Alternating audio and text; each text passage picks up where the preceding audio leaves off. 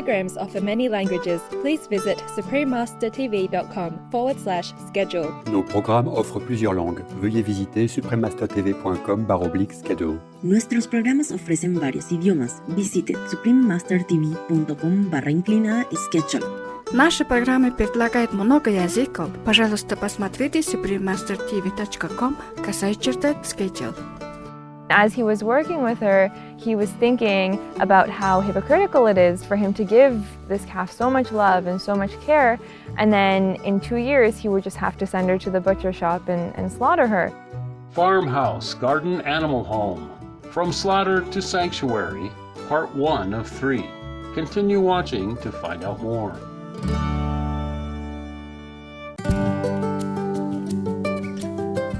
Godalskardik means God loves you in Swedish. I'm Honey. The people of Sweden, thank you for choosing a vegan diet to help protect the environment and our animal friends. Welcome to part 1 of our 3-part series, The Canadian Beef Farmer Who Turned His Cattle Ranch into an Animal Sanctuary. On today's program, we travel to Uxbridge, Ontario, Canada, to visit Farmhouse Garden Animal Home, an animal sanctuary co-founded in 2016 by Michael Lanigan and Edith Barabash. For many years, Mr. Lanigan had been a full-time farmer, earning his income by growing organic vegetables and raising beef cattle for slaughter. Although he did not like having his animals butchered, he did not know what else he could do.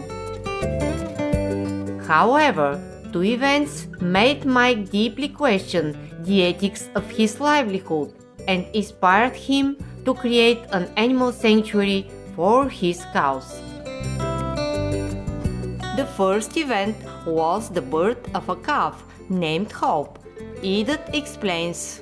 Mike was thinking about it for a while. It wasn't just a completely overnight decision, but the thing that really kind of pushed him over the edge was when one of our calves was born. Her name now is Hope, and she was born in the summer of 2016, very prematurely, and she was very weak, and Mike had to work with her day in and out to make sure that she just survives and she gets the mother's milk and everything.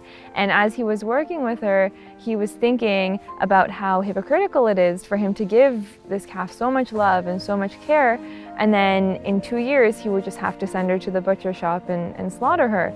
And he thought that it was a really odd and hypocritical way to make a living for himself personally. The second event that profoundly affected Mike was when his 4-year-old son, Nathan, decided to stop eating beef.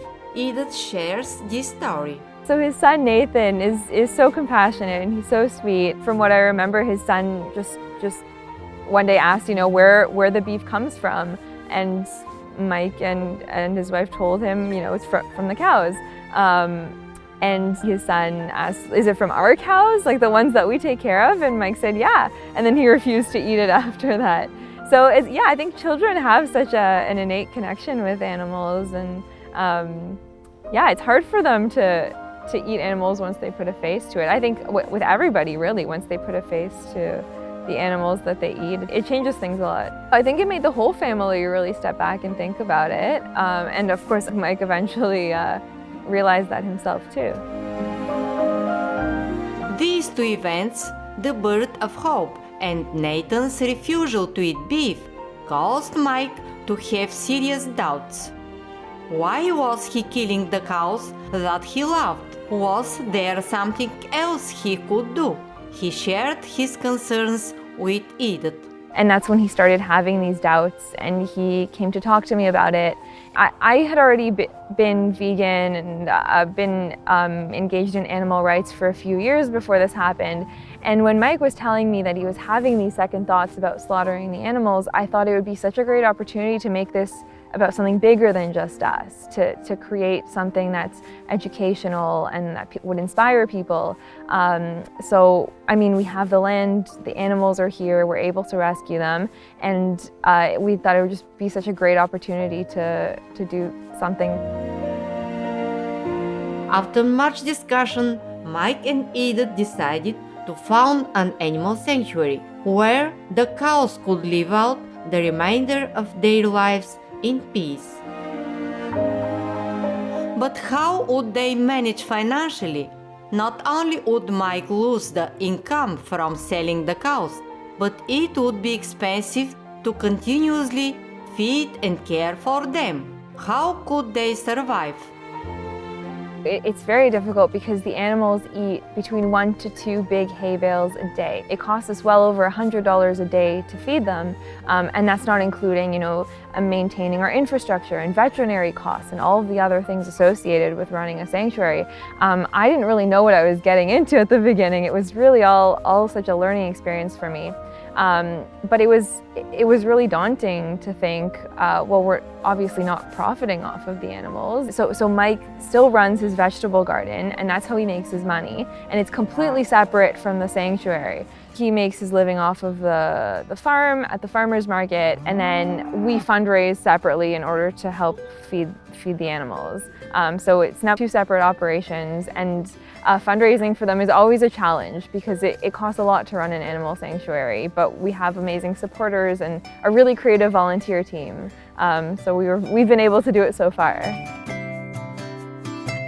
So there's Farmhouse Garden Organics, which is the vegetable garden, and what we did was register Farmhouse Garden Animal Home as a nonprofit animal rescue. So that way it's 2 separate entities. It's all done properly as a nonprofit versus a business. We'll pause for a moment now to thank the Divine for all the amazing people around the world who operate or contribute to Animal Sanctuary. We'll be back after this important message. Please stay tuned to Supreme Master Television.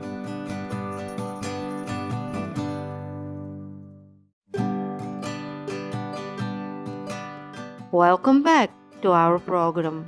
After creating an animal sanctuary for his cows, Mike began to earn his living entirely from his organic market garden.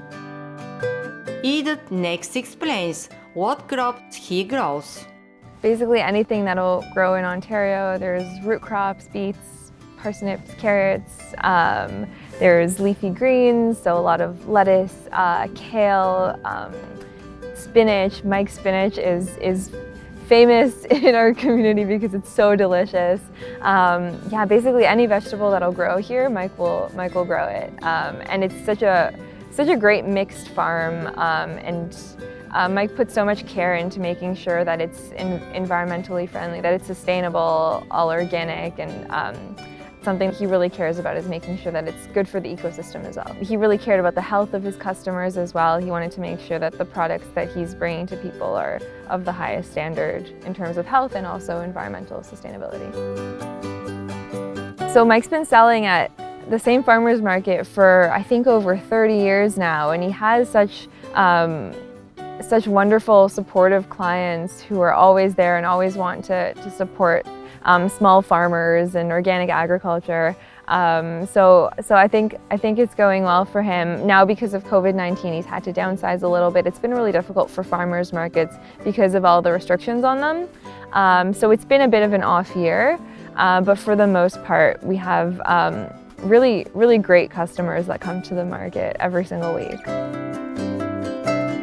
At Farmhouse Garden Animal Home, an enthusiastic team of volunteers help Edith run the sanctuary's basic operations, while Mike carefully tends to the needs of the animals. We have volunteer days, so twice a week we'll have volunteers come to make sure that all the animals have a nice bed to sleep on. They'll refill everyone's, like the ducks have water for swimming that they'll refill.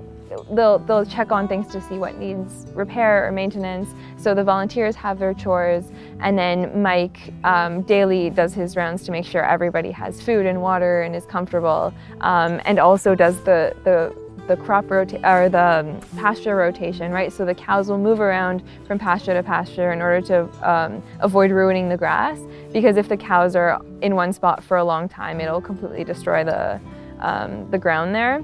So it has to be really carefully thought out exactly where they are, and he has to run the fencing, and it's a lot of work. Now that he no longer sells his cows for slaughter, we asked Edith what the financial impact has been for Mike and how he feels about his decision. Mike was making more money off of the operation before, but he realized that part of transitioning to a farm sanctuary would be kind of taking that hit financially, and he was ready. He was okay with doing that if it meant saving the animals and making sure that he wasn't having that moral dilemma anymore. I can't say that it's more profitable now than it was before, but ethically he knows that he's doing the right thing. Many thanks, Edith and Mike, for your courageous, noble decision. May heaven bless you abundantly for your compassionate work. For more information on Farmhouse Garden Animal Home, please visit farmhousegardenanimalhome.com. Cherished viewers, thanks for joining us today. Please join us again on Monday, December 7 for part 2 of this series. Up next is Successful Refugees and Immigrants Leading the Way, Part 5, NBA Ironman, Waldenk, right after noteworthy news. May all the farmers on Earth soon transition to growing organic crops as we quickly shift toward a peaceful vegan world.